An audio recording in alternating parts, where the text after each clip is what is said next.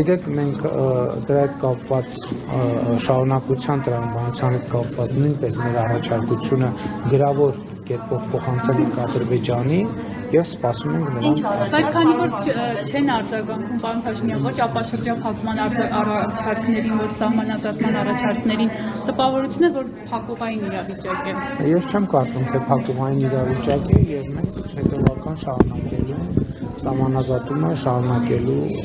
հայ-թուրքական հարաբերություններն ինչ փուլում են գտնվում, քանի որ Անտալիայում նաև արտգործնախարարների մակարդակով հանդիպումը եղավ, երբ է բացվելու հայ-թուրքական սահմանը երրորդ երկրի ազնագիրը։ Դե ինչպես տեսնում եք, նախկինում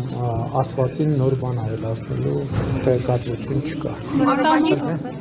Սահմանազատման հետ կապված ինչ առաջարկներ են փոխանցում։ Առաջարկները գիտեք հետևյալի մասին են, թե ինչ տրամաբանության եւ որ հատվածում շարունակել սահմանազատումը։ Նու գիտեք, որ ընդհանուր արդեն համաձայնություն կա, որ հյուսիսից հարավ, հիմա խնդիրն այն է, թե հյուսիսից հարավի որ հատվածում իրականացնենք, մենք մեր պատկերացումներն ենք ներկայացրել եւ սպասում ենք Ադրբեջանի դե էլի աշխատանքային, քանի որ հարցաշատ